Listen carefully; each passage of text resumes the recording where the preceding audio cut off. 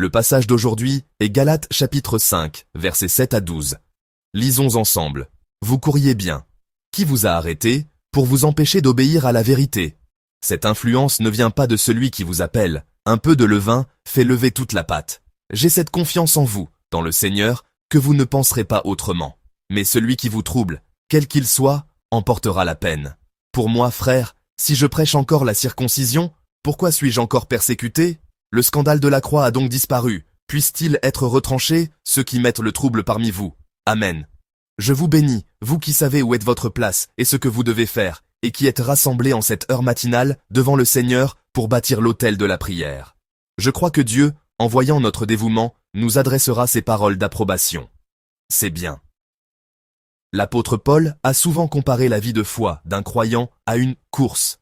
Dans le passage d'aujourd'hui, au verset 7, il dit « Vous couriez bien », décrivant ainsi la vie de foi comme une course persévérante vers le but que Dieu nous a fixé. Nous aussi, nous disons souvent que la vie de foi est un marathon. Si nous utilisons cette métaphore, ce n'est pas pour rien. Contrairement à un sprint, un marathon exige une longue patience et de la persévérance. Un sprint se court avec la vitesse et la force de l'instant, mais il n'en va pas de même pour un marathon. Il faut maintenir un rythme constant sur une longue distance. Si l'on force l'allure, on risque de s'épuiser. Si l'on va trop lentement, on risque de ne pas terminer la course. Il est essentiel de trouver son propre rythme et de s'y tenir pour achever le parcours. C'est pourquoi l'entraînement pour un marathon est si exigeant. J'ai un ami qui est marathonien. Il est toujours très mince. Quand j'entends parler de son entraînement constant, de son régime alimentaire et de son mode de vie, je suis vraiment impressionné. Mais ce qui est surprenant, c'est qu'il me confie que, même en tant qu'athlète professionnel, l'envie d'abandonner le saisit à chaque course, à chaque compétition. Il a mal, c'est dur, il est fatigué, mais il se ressaisit, maîtrise son esprit et continue de courir face à cette tentation. Finalement, il me dit que ce qui le fait tenir, c'est de fixer des yeux la ligne d'arrivée. En l'écoutant, je me suis dit, c'est ça, un vrai professionnel. Il en est de même pour la vie de foi. La vie de foi ne se résume pas à s'inscrire à l'église et à confesser que l'on croit en Jésus. La vie de foi est une course, et c'est le processus qui importe. Il faut courir sans s'arrêter, depuis la ligne de départ jusqu'à la ligne d'arrivée. Ce n'est pas une épreuve de courte durée. Comme un marathon, c'est une course qui s'étend sur toute notre vie, sur tout le temps qui nous est donné. Et durant tout ce parcours, nous devons garder la foi avec constance. Pour maintenir cette foi, un entraînement est nécessaire afin de courir jusqu'au bout. Pour courir jusqu'au bout, il ne suffit pas de courir. Nous devons continuellement entraîner notre foi. C'est pourquoi nous devons nous préparer en disciplinant constamment notre vie par la prière, la parole et l'exercice de la piété. Le cœur humain est ainsi fait que, lorsqu'une épreuve survient, il veut s'arrêter. Cette tentation est toujours présente, mais nous devons courir en gardant les yeux fixés sur le Seigneur. Nous aussi, nous sommes des professionnels de la foi. Quand l'envie de nous arrêter nous prend, quand nous sommes fatigués et sur le point de tomber, nous devons continuer à courir en nous entraînant avec ardeur, en gardant les yeux fixés sur Dieu qui nous attend à la ligne d'arrivée. Alors, la couronne de gloire que Dieu a préparée nous attend. C'est ainsi que nous devons courir avec persévérance. Pour que nous puissions courir jusqu'au bout avec constance, le passage d'aujourd'hui nous rappelle 3 choses. Premièrement, nous devons obéir à la vérité. Lisons ensemble le verset 7. Vous couriez bien. Qui vous a arrêté pour vous empêcher d'obéir à la vérité? Amen. Paul était affligé de voir que l'église de Galatie, qui courait si bien, s'était arrêtée. Cela signifie qu'il y avait un obstacle, quelque chose qui obscurcissait l'évangile. C'étaient des gens qui enseignaient qu'il fallait ajouter la loi et les œuvres au salut par la croix et la grâce de Jésus-Christ, alors que l'œuvre de Christ est pleinement suffisante. En apparence, un tel enseignement peut sembler plausible et très pieux, mais en réalité, il devient une pierre d'achoppement qui fait obstacle à la croix. C'est pourquoi nous devons toujours nous examiner. Nous devons constamment vérifier, est-ce que j'obéis à la vérité? Est-ce que je crois en l'évangile de manière juste et sans compromis? Quand nous sommes solidement ancrés, nous ne serons pas ébranlés, quel que soit l'obstacle. Nous pourrons surmonter et vaincre n'importe quelle difficulté. Dans ce texte, le sens originel du mot « arrêter » est « couper la route », ce qui signifie entraver illégalement la course d'un coureur. Quand nous pensons à notre vie de foi, combien de choses nous arrêtent? N'y en a-t-il pas beaucoup autour de nous? Il n'est pas exagéré de dire que notre vie est parsemée d'obstacles. Il y a tant de choses qui nous empêchent de reconnaître la vérité pour ce qu'elle est, que ce soit dans nos relations ou dans les situations que nous traversons. Il y a tant de choses qui cherchent à briser notre foi. Les valeurs du monde en font partie. La pression de l'entourage peut être très forte. En nous-mêmes, il y a aussi la convoitise et la peur. Il y a aussi de faux enseignements. D'innombrables éléments dans notre vie cherchent à nous faire dévier de notre course. Mais nous devons nous souvenir d'une chose. Le verset 8 dit « Cette influence ne vient pas de celui qui vous appelle ».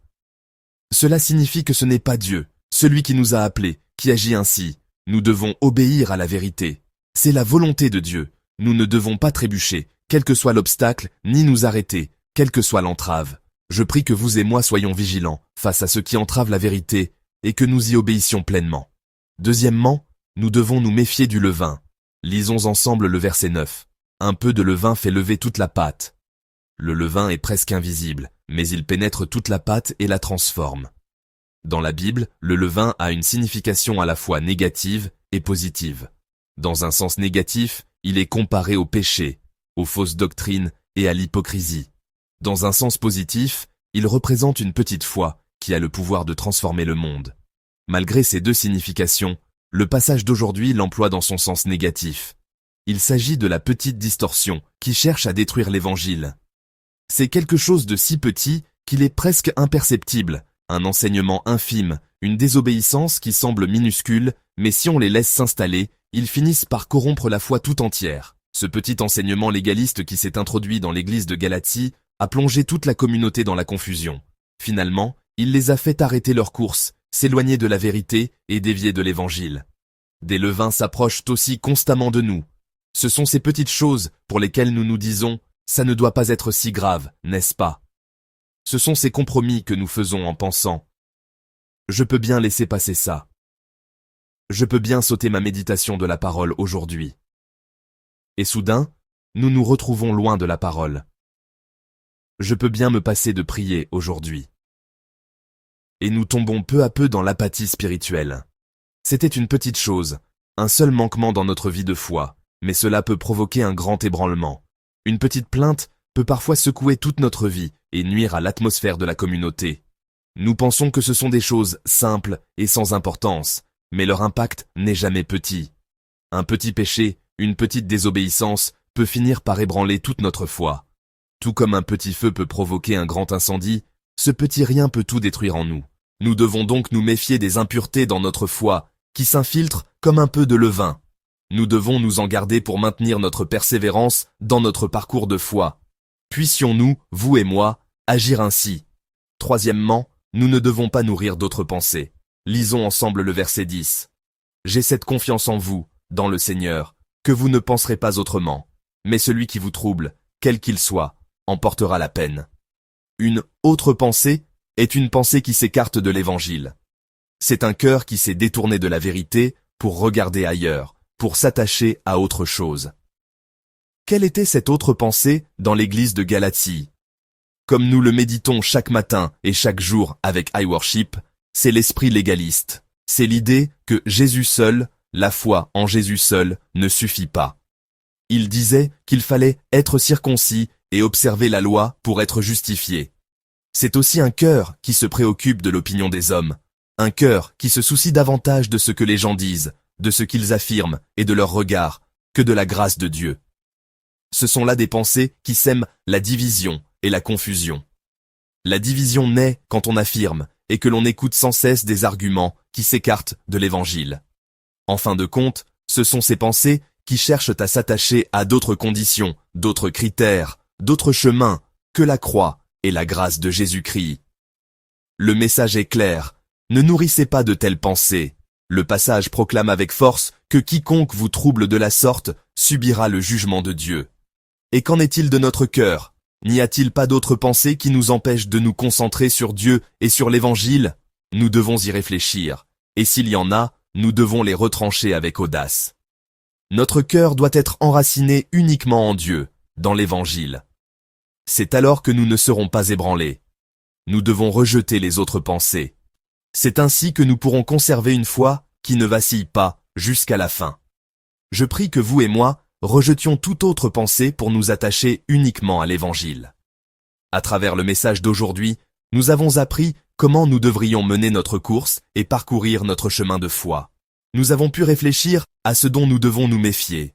En vous souvenant de la parole de ce jour, je prie que vous puissiez vivre cette journée en renouvelant votre engagement à obéir à la vérité, à vous méfier du moindre levain et à ne nourrir aucune autre pensée, pour vous attacher uniquement à l'Évangile et à l'Évangile seul.